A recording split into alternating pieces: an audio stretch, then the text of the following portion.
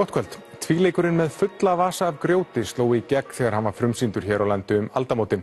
Verkið gekk fyrir fullu húsi mánuðum saman og urðu sýningarnar hátt í 200 talsins þegar upp var staðið. Leikararnir Stefán Karl Stefánsson og Hilmir Snær Guðnason endurtóku leikinn árið 2012 og nú á fimmtudag fer þriðja uppfærslan á þessu vinsæla verki aftur á fjalirnar. Við litum á æfingu.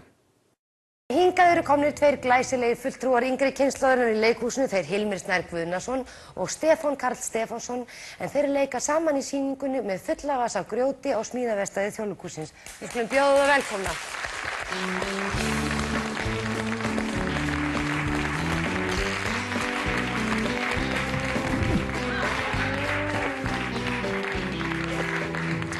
Þetta er okkar þriðja uppfærsla af þessu verki hér á Íslandi. Þið hafið elst og þroskast og stækkað.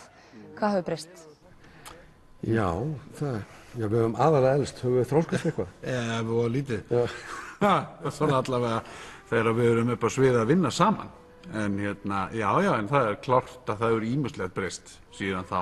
Hvað er 17 ár? Já, þetta er 17 ár síðan við byrjuðum fyrst á þessu. 17 ár. 5 ár síðan við tókum þetta svo upp aftur. Já. Ég veit ekki, ef eitthvað hefur breyst þá er kannski þetta sé ekki kannski aðeins dýpri sýning heldur hún var sínum tíma. Já, ég meina það er klárt að við höfum breyst og svo líka bara svo held ég líka bara að svona að gera sýningu eins og þessa, eins og Ian benti okkur á sjálfur daginn. Ég var 25 ára þegar ég gerði hana fyrst, svo 37 ára og svo 42 ára. Bara að fá þetta tækifæri er ótrúlegt sem leikari. Að leika sýningu og með sama leikaranum í sama leikhúsinu, með sama leikstjóran og það er eiginlega Já, það er svona forréttindi að fá að koma þessu svona aftur og aftur. I guess with getting older, a bit more maturity comes in, a bit more willingness to kind of stay in control of the show. And that's good, that's important. I think each time we do it, it probably becomes that bit more truthful. It's still a very funny play, it's always going to be a very funny play, but there's an essential truth in it, and I think we're managing to hold on to that or present that more strongly each time we do it. Við erum alltaf að spyrja okkur á hverjum einasta degi á æfingu, er eitthvað hérna sem við erum að missa af, er eitthvað sem við mistum af fyrir 17 ára síðan og jafnvel fyrir 5 ára síðan líka, og ég til dæmis uppgötaði mér til mikillar gleði að það er ein lína í þessu verki sem að ég gjörsamlega miskilið allan tíman og ég leiðréttist hér með og það verður ekkert gefið upp hvað það en ég vona að hún framkalli hlátur. En hvernig hafa æfingar og undirbúningur gengið?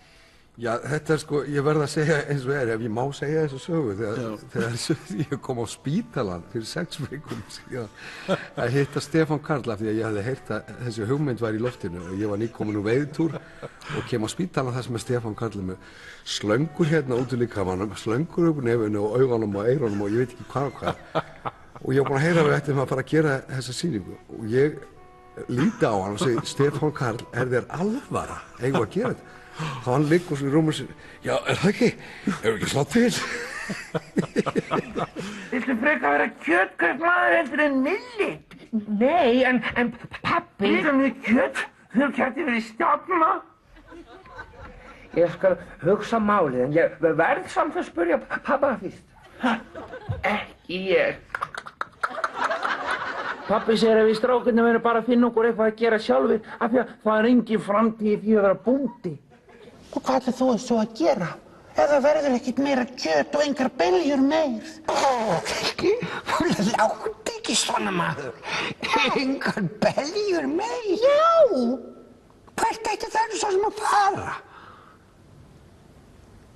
Til Ameríku. It is by definition a comedy, but there's a tragic undertone in it. Yeah. Which feeling sticks with the audience when they leave the room? You know, that's an interesting one. I suppose the audience go away just feeling they've had a very good time, which is great, and that's very important. But it is always, I mean, from a directorial point of view, from the writer's point of view, it's always a a difficult one to get that balance right. If you said to Mari, I mean, do you write comedy? She'd say, no, I've never written a comedy in my life. She happens to have a very funny bone. She writes in a very funny way. But she writes plays about serious issues. And there's always something of significance, something to focus on at the heart of anything she writes. Það kannski helst bara aðstæðurnar sem að geta orðið fyndnar, alveg eins og aðstæður í okkar lífi, hversu sko alvarlega sem við lítum á þær, þá geta þær orðið fyndnar sko fyrir aðra.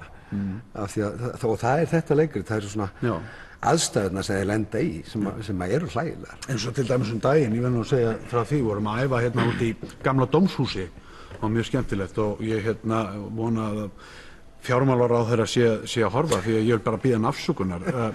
En það ein sena sem sagt vorum að æfa út í dómshúsi gamla sem sagt og beint fyrir neðan bílastæði ráðherra, það að segja fjármálaráðherra. Og bílinn var í gangi og hann var greinilega að bíða bílstjórinn eftir ráðherra nema ég fer einu sinni út af sviðinu til þess að breytast í eiturlyfjasjúkling, Sean Harkin og öskra sem sagt off stage helvítis mellaðinn og akkúrat lítur fjármálaráðherra upp í glugga og ég þurfti að og svo fór hann inn í bíl og ég fór inn. Hann beðið afsökunar við vorum bara að æfa.